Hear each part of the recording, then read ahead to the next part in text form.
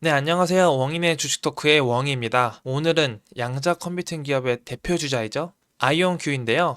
슈퍼컴퓨터로도 수만 년이 걸리는 문제를 단 몇 분 만에 해결하는 컴퓨터 상상해 보셨나요? 그 상상을 현실로 만들고 있는 회사인 아이온큐에 대하여 오늘 알아보도록 하겠습니다.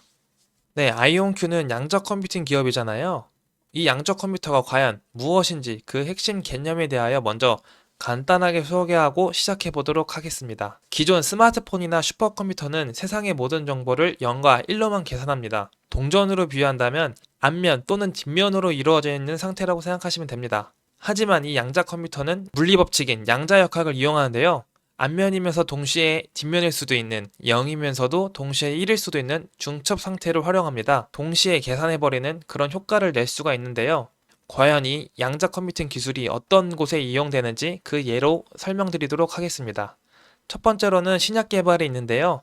새로운 치료제를 만들려고 한다면은 수억 개의 분자가 인간의 세포와 어떻게 반응하는지 일일이 조합해 봐야 됩니다. 실제로 지금의 슈퍼컴퓨터로도 계산이 너무 느려가지고 과학자들이 엄청나게 애먹는데요. 만약에 양자 컴퓨팅 시대가 온다고 하면은 이 수억 개의 분자 결합 시뮬레이션을 단 몇 시간 만에 끝내버릴 수가 있습니다. 암 치료제나 새로운 백신들을 며칠 만에 뚝딱 설계하는 시대가 열리게 될 것입니다. 두 번째로는 기술 개발에 들어가는데요. 배터리 내부의 화학 반응을 완벽하게 계산하면서 한 번 충전하면은 몇천 킬로미터는 탈 수 있는 그런 꿈의 배터리 시대가 올 수가 있습니다. 세 번째로는 자율주행과 물류 최적화인데요. 전 세계 수만 대의 자율주행차가 엉키지 않는 최적의 경로를 실시간으로 계산해 교통체증을 없애버릴 수 있는 그런 데에 쓸 수도 있고요. 네 번째로는 금융 예측인데요.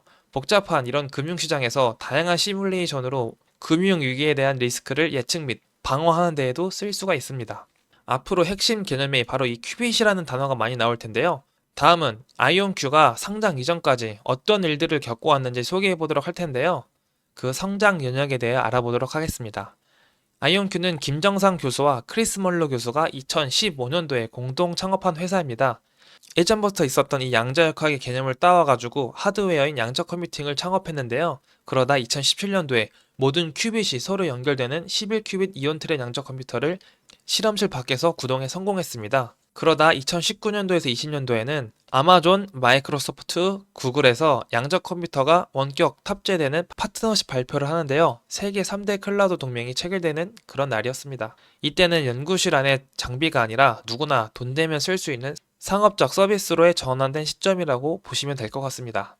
그러다 2020년도에는 냉각 장치가 필요 없는 시스템인 32큐빗을 발표했는데요. 골드만삭스와 금융 알고리즘 시뮬레이션 테스트를 진행하면서 실제 상업적 유용성을 증명하기도 했습니다. 그러다 21년 10월에는 뉴욕 증권거래소에 상장하게 되었는데요.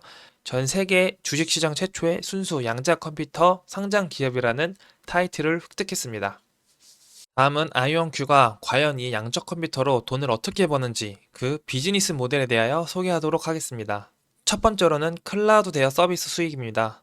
아이온큐의 가장 핵심적인 매출원인데요. 정말 비싸고 양적 컴퓨터를 고객사한테 통째로 파는 것은 상당히 부담됩니다. 그래서 이 아이온큐는 비즈니스 구조를 고객들이 클라우드를 통해서 이용하는 서비스로 구현해내어 수익을 얻게 됩니다.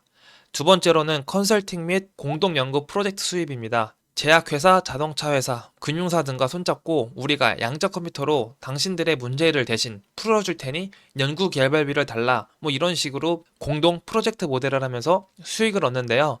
실제 사례로는 현대자동차에서는 배터리 분자 구조를 계산하면서 효율적인 전기차 배터리를 개발하는 연구를 하거나 골드만삭스에서는 금융사랑 리스크 예측 알고리즘을 테스트하면서 수익을 얻습니다. 세 번째로는 하드웨어 직접 판매 및 현지 구축 서비스인데요. 보안이 생명인 정부기관, 국방부 혹은 국가연구소들은 클라우드로 데이터를 주고받는 것을 상당히 꺼려합니다. 이 고객들을 위해서 데이터 센터에 양적 컴퓨터를 실제로 조립 및 설치해주는 비즈니스 모델이 있습니다. 실제로 유럽의 연구소나 미국의 국방 관련 기관에 시스템을 납품하는 계약이 이에 해당되기도 합니다. 네, 다음은 아이온큐의 주식 차트입니다. 21년에 상장한 이후로 현재 72달러에 이취하고 있는데요. 과연 어떤 일들이 있었는지 하나씩 소개해 보도록 하겠습니다. 우선 첫 번째입니다. 아이온큐가 상장한 이후로 엄청나게 상승을 했는데요. 단 몇 개월 만에 10달러에서 상장했던 주가가 35불까지 올라가는 그런 일들이 있었습니다. 과연 어떤 것 때문에 주가가 올라가게 되었는지 알아보도록 하겠습니다. 네, 그 첫 번째 이유에는 세계 최초의 상징성 역량인데요.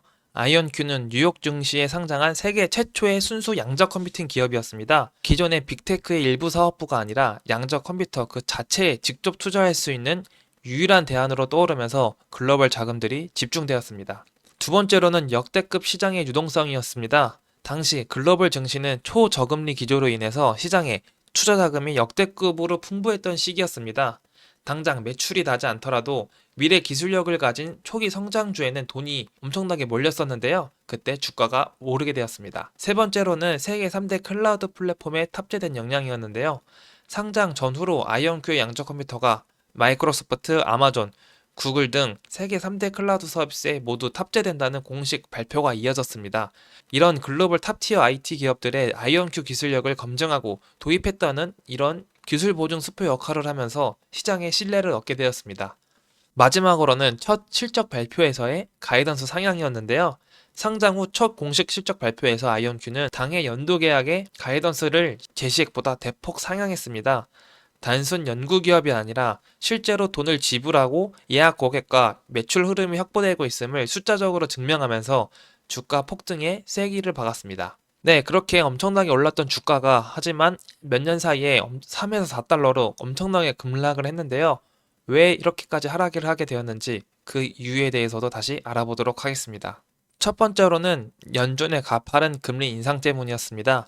22년부터 미국의 연준이 인플레이션을 잡기 위해서 고강도 금리 인상을 단행했었는데요. 그때 당시 금리 때문에 영향을 받는 성장주들의 주가가 엄청나게 떨어지기도 했습니다. 두 번째로는 실적 공백기랑 기술 검증의 한계였습니다. 양적 컴퓨팅이 상용화하기 때까지는 최소 수년이 걸리는 장기 레이스 사업인데요. 분기마다 발표되는 매출에서는 실제 양적 컴퓨터가 당연히 안 좋을 수밖에 없었습니다.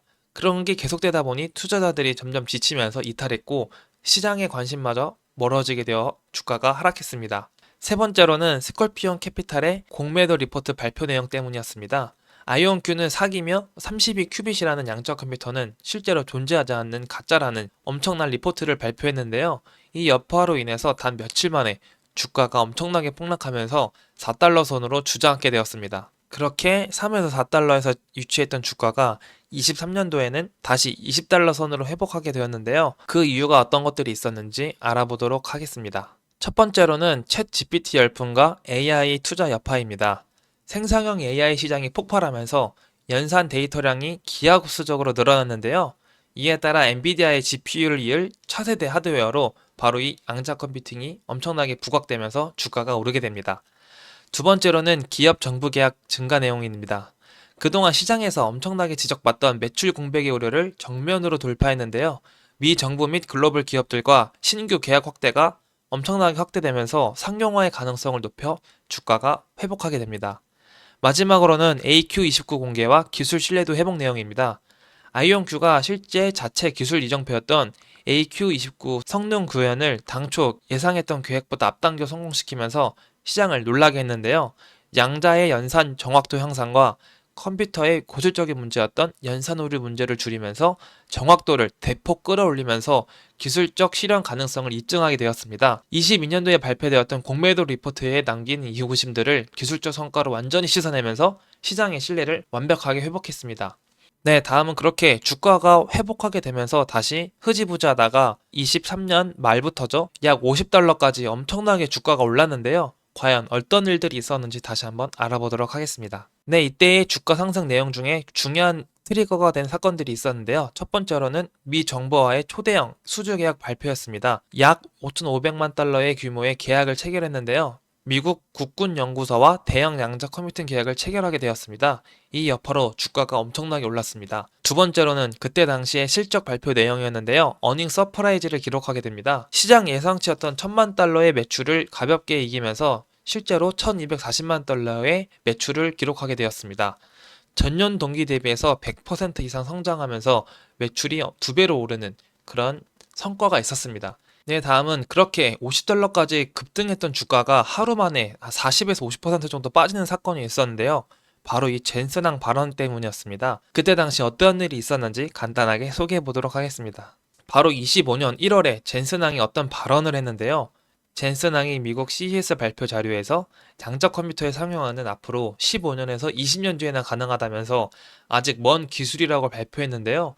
이 발표가 있고 나서 하루 만에 주가가 약 30에서 40% 정도 가량 폭락했습니다. 양자 테마주 전체로 붕괴됐는데요. 그때 당시 발언권이 엄청나게 셌던 젠슨왕이 이런 발표를 하니까 투자자들이 엄청나게 뒤돌아서면서 주가가 폭락하게 되었습니다. 네, 그렇게 젠슨왕의 발언이 있은 직후 다시 그래도 며칠 만에 주가가 회복했는데요. 네, 그러다가 25년도 4월부터 해가지고 다시 한번 주가가 엄청나게 오르는 일들이 있었습니다. 과연 이때는 어떤 일이 있었는지 소개해 보도록 하겠습니다. 그때 가장 중요한 사건이 있었는데요. 초대형 규제가 통과되게 되었습니다. 영국의 옥스퍼드 아이오닉스 인수 승인이었는데요. 기술적, 사업적 측면에서는 영국 투자안보국이 아이온큐의 옥스퍼드 아이오닉스 인수를 공식적으로 승인했습니다. 당시 양자업계에서 큰 주목을 받았던 이 인수는 그때 당시에 이 규제 당국의 승인 여부가 가장 큰 불확실성이었는데요. 이 승인 소식이 떨어지면서 사업 확장에 대한 강력한 모멘텀이 확보되었고 주가가 엄청나게 올랐습니다. 또한 25년 5월에는 아이온큐 주가가 하루 만에 거의 40% 이상 올랐는데요. 아이온큐가 양자 컴퓨터의 엔비디아가 될 것이라고 발언하면서 시장에 강한 AI 및 양자 컴퓨터의 기대감이 불어 주가가 계속 오르게 되었습니다. 네, 그렇게 인수 발표 및 CEO의 엔비디아 발언이 있으면서 주가가 엄청나게 올랐었는데요. 머지않아 다시 주가가 엄청나게 빠졌습니다. 그렇게 기대감으로 올랐던 주식만큼 실제 실적이나 새로운 발표가 없으니 다시 원위치했던 것 같습니다. 그러다가 26년도 4월부터 다시 주가 상승이 기폭제가 되는 일들이 있었는데요. 그게 어떤 것들이 있어서 다시 이 상승 도약을 하게 되었는지 알아보도록 하겠습니다. 네, 첫 번째로는 이온 트랩의 한계 극복 내용이었습니다. 두 개의 원격 양자 시스템이 서로 연결에 성공했던 건데요. 이날 주가가 엄청나게 폭등했습니다. 그동안 시장에서는 이 아이온큐의 이온 트랩 방식이 정밀하긴 해도 칩 하나의 큐빗을 늘리는 데에는 한계가 있으면서 확장성이 떨어진다고 공격해 왔었는데요. 이번 발표로 인해서 칩 여러 개를 네트워크로 묶어 슈퍼컴퓨터처럼 확장하면 된다는 것을 증명해내면서 기술적 의구심을 완전히 박멸해버리게 되었습니다. 두 번째로는 미 국방부 정식 계약 수주 관련 공시였습니다. 같은 날 정부 차원의 대형 계약 소식이 동시에 터졌는데요. 미 국방부가 추진하는 핵심 프로그램 중에 하나인 HARQ 프로젝트의 주관사로 낙점되었다는 소식이 전해졌습니다. 실제로 이런 계약들을 통해서 아이온큐의 양자 하드웨어의 안정성과 스케일업 능력을 공식적으로 신뢰하고 보증했다는 신호로 해석되면서 기관 투자자들의 매수세를 강하게 자극했습니다. 세 번째로는 엔비디아의 양자 AI 시너지 효과였습니다. 시장에서는 엔비디아랑 이 양자 컴퓨터가 서로 시너지 효과를 낼 수가 있다고 기대하면서 주가가 엄청나게 오르게 되었습니다. 네, 다음은 아이온큐의 최근 실적 발표 자료에 대하여 분석해 보도록 하는 시간을 갖도록 하겠습니다. 아이온큐 1분기 실적 발표에서는 매출이 엄청나게 많이 나왔는데요. 시장 예상치인 5천만 달러를 30% 이상 초과 달성한 어닝 서프라이즈였습니다. 이때 당시 회사 역사상 가장 높은 분기 매출을 기록하기도 했습니다. 네, 그리고 다른 항목들을 살펴보면 주목해서 봐야 될 부분은 바로 이 부분입니다. 신주 인수권, 부채 공정가치 변동 수익이라고 하는 건데요. 사실 이런 주가 변동 등에 따라서 회사가 발생한 워런트의 가치가 장부상 이익으로 잡힌 겁니다. 실제 회사 통장에 현금으로 들어온 돈이 아니라 비현금성 회계적 이익인데요. 장부상 좀 빛이 들어가지고 생긴 가짜 이익이라고 생각하시면 됩니다. 이 부분 때문에 사실 순수익이 흑자가 난 것처럼 보이는데요. 사실 이 워런트 평가이익을 제외하면은 실제로는 2억 5천만 달러 수준의 순적자를 기록한 이번 실적 발표라고 보시면 됩니다. 매출은 늘었지만 아직은 적자가 나는 그런 회사라고 보시면 될 것 같습니다. 마지막으로는 컨퍼런스 콜에서 어떤 내용을 발표했는지에 대하여 말씀드리도록 하겠습니다. 첫 번째로는 256 큐빗 시스템의 선 매출입니다. 최초의 칩 기반 256 큐비트 시스템이 사전에 판매가 완료되었습니다. 두 번째로는 스카이워터 인수 의향인데요. 양자 컴퓨터의 핵심 부품을 직접 안정적으로 만들기 위해서 반도체 제조사를 인수한다는 발표를 합니다. 세 번째로는 글로벌 양자 네트워크 구축 소식입니다. 폴란드에 국가 최초의 양자 통신망을 깔았고 미국에서도 새로운 통신 사업을 시작한다는 발표를 합니다. 마지막으로는 미국 정부 대형 계약 소식입니다. 미국 우주개발청으로부터 약 4천만 달러 규모의 우주 국방 관련 프로젝트를 따냈는데요. 에러 없이 안정적으로 작동하는 대규모 양자 컴퓨터를 만들기 위한 구체적인 청사진을 세상에 발표했습니다. 네, 오늘은 이렇게 아이온큐라는 기업에 대해서 알아보았는데요. 현재 72달러에 위치해 있습니다. 10불에 상장한 회사가 7배가량 올랐는데요. 과연 어디까지 올라갈지 기대가 되는 종목 중 하나입니다. 과연 양자 컴퓨팅 시대가 다가오면서 세상의 기술들이 얼마나 발전할지 기대가 됩니다. 네, 그동안 시청해주셔서 감사하고요. 다음에는 더 다양한 기업들을 선정하면서 소개해보도록 하겠습니다. 그동안 시청해주셔서 감사합니다.